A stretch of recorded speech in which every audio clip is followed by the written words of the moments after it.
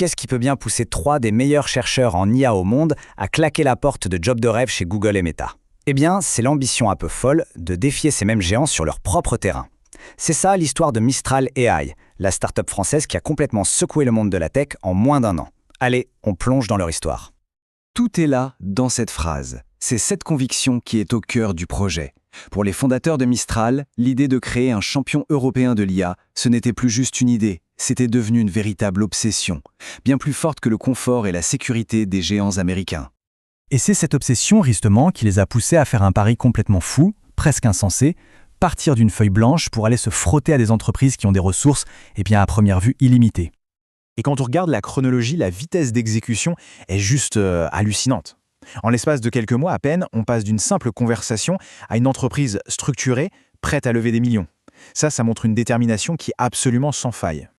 La clé de leur pari, le truc qui a fait que tout le monde les a pris au sérieux tout de suite, c'est la crédibilité scientifique de l'équipe. On parle d'Arthur Manch de DeepMind et de Guillaume Lampley et Timothée Lacroix, 2 des architectes du fameux modèle Llama de Meta.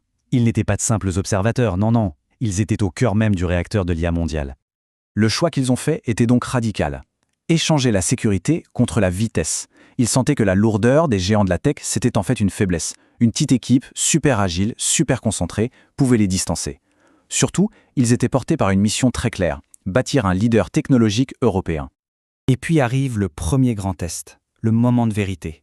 Celui où il faut prouver au monde entier que ce pari, ce n'est pas juste une belle histoire sur le papier, mais une réalité technique bien concrète. Leur lancement, c'est déjà une petite légende en soi. Oubliez les grands communiqués de presse, les conférences. Imaginez plutôt un simple tweet, posté à 5 heures du matin, avec un unique lien de téléchargement. Le message était on ne peut plus clair et il est envoyé directement à la communauté des développeurs. Pas de blabla, juste le code. Et la réponse, complètement dingue. Plus d'1 million de téléchargements en un temps record. Du jour au lendemain, tout le monde dans l'écosystème de l'IA ne parlait que de Mistral. L'engouement a dépassé leurs rêves les plus fous. Alors la question, c'est pourquoi? Pourquoi un tel succès? Qu'est-ce que ce premier modèle avait de si différent pour créer un tel raz-de-marée? En fait, le coup de génie de Mistral 7B, c'est cette alchimie parfaite. Il était plus performant, bien sûr, mais surtout, et c'est ça la clé, il était accessible. N'importe qui avec un bon ordinateur portable pouvait l'utiliser, le modifier, bref, se l'approprier. Et ça libérait une vague de créativité incroyable dans toute la communauté. Et cette approche, elle nous amène directement au cœur de la stratégie fondamentale de Mistral, être plus malin, parce qu'il savait très bien qu'il ne pourrait jamais rivaliser sur la taille. Ce graphique, il résume tout. Le défi est immense. Comment est-ce que l'on peut rivaliser avec les 350 000 processeurs de Meta quand on en a seulement une fraction? La course à la puissance brute, pour eux, elle était perdue d'avance. Il fallait donc trouver une autre approche. Leur arme secrète, ça ne pouvait donc pas être la quantité de matériel. C'était leur expertise. Ils ont misé sur la qualité des données et l'efficacité de l'entraînement.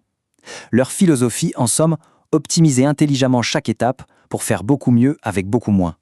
Mais il faut bien comprendre que, au-delà de la compétition purement technique, la stratégie de Mistral s'inscrit dans un débat philosophique bien plus large sur l'avenir et surtout sur le contrôle de l'intelligence artificielle. En gros, on a 2 visions du monde de l'IA qui s'affrontent. D'un côté, les modèles fermés, les fameuses boîtes noires, contrôlées par une poignée de géants. Et de l'autre, l'approche ouverte, où le code est partagé, ce qui permet à n'importe qui de l'utiliser, de le vérifier et de l'améliorer. Mistral, eux, ont clairement choisi leur camp. Et comme le dit très bien Arthur Manch, ce n'est pas juste un choix idéologique. C'est une stratégie hyper maligne. Quand on est le challenger, l'open source est le meilleur moyen de rallier une communauté et de construire tout un écosystème autour de sa technologie. C'est un pari gagnant-gagnant. Bon, alors, vers quoi tout ça nous mène? C'est quoi la vision de Mistral pour l'évolution de l'IA dans les années à venir? La vision de Mistral, elle part d'une idée assez simple au fond. Un modèle de fondation, c'est comme une sorte de compression de tout le savoir humain qui est disponible en ligne. C'est la première brique. Mais la vraie révolution, elle arrive juste après. L'évolution, elle va se faire en 3 temps. On passe d'une machine qui sait simplement parler à une machine qui sait faire. D'abord, elle apprend à utiliser des outils externes. Et puis, à terme, elle devient un véritable agent autonome, capable de planifier, d'exécuter des tâches complexes et surtout d'apprendre de ses erreurs. Et pour comprendre cette prochaine frontière de l'IA, l'analogie du stagiaire est juste parfaite. L'objectif, ce n'est pas d'atteindre la perfection tout de suite, c'est de créer des systèmes qui s'améliorent grâce au feedback humain, exactement comme un stagiaire qui, grâce au retour qu'on lui fait, passe de 80% à 100% de performance. Et finalement, tout ça nous ramène à la question fondamentale. La bataille que mène Mistral, elle n'est pas seulement technologique, elle est philosophique. C'est une question de contrôle. Dans un monde qui va être de plus en plus façonné par l'IA, la vraie question c'est qui doit en détenir les clés ? Une poignée d'entreprises ou une communauté ouverte à tous ? La réponse, eh bien, elle définira notre avenir.